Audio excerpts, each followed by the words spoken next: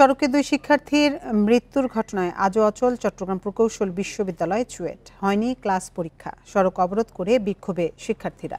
নিহত দুই সহপাঠীর পরিবারকে 2 কোটি টাকা ক্ষতিপূরণের দাবি তুলেছে তারা। এছাড়া বিরূপ মন্তব্যের অভিযোগে এক শিক্ষকের পদত্যাগ চেয়েছে। এদিকে অভিযুক্ত বাস চালককে কারাগারে পাঠিয়েছে আদালত।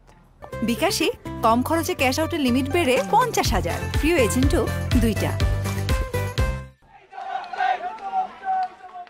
সহপাঠী নিহতের প্রতিবাদে বুধবারও ক্লাস পরীক্ষা বর্জন করে চুয়েটের শিক্ষার্থীরা। সকাল 10টা থেকে অবরোধ করে কাপ্তাই সড়ক। এতে আগের 2 দিনের মতোই ভোগান্তিতে পড়েন সড়ক ব্যবহারকারীরা। দুপুরে ক্যাম্পাসের শহীদ মিনারে সংবাদ সম্মেলনে 10 দফা দাবি তুলে ধরেন আন্দোলনকারীরা। নিহত শিক্ষার্থীদের বিষয়ে বিরূপ মন্তব্যের অভিযোগ এনে শিক্ষক ডক্টর সুমনদের পদত্যাগ দাবি করে। পাশাপাশি নিহতদের পরিবারকে 2 কোটি টাকা ক্ষতিপূরণের দাবিও তাদের। ভাইয়ের জীবনের দাম কি 2 লক্ষ টাকা কোনোভাবে হইতে পারে?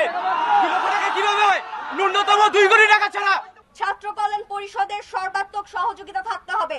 নামে মুখে মুখে শুধু অভিভাবক বললে হবে না। আসলে কিরকম স্টেপস নেওয়া হয়েছে, আদৌ তারা শাস্তির আওতায় আসবে কিনা সেটা কিন্তু আমাদের কাছে ক্লিয়ার করা হয় নাই।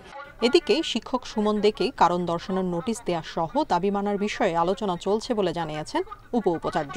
আমরা আলোচনা করে একটা যতটুকু আমরা পেরেছি আমাদের সমাধানের চেষ্টা করেছি। এমনকি সমাধানের সবগুলা ব্যাপারে আমরা পয়েন্ট আউট করে প্রত্যেকটা আলাদা আলাদা করে আমরা সমাধানের রাস্তার জন্য পদক্ষেপ নিয়েছি এমনকি বাস্তবায়নাধীন।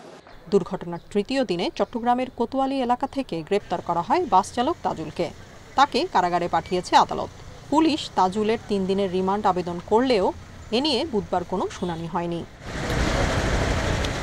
সোমবার বিকেলে শাহ আমানত পরিবহনের বাসের ধাক্কায় মারা যান চুয়েট শিক্ষার্থী শান্ত সাহা ও তৌফিক হাসান। Independent news.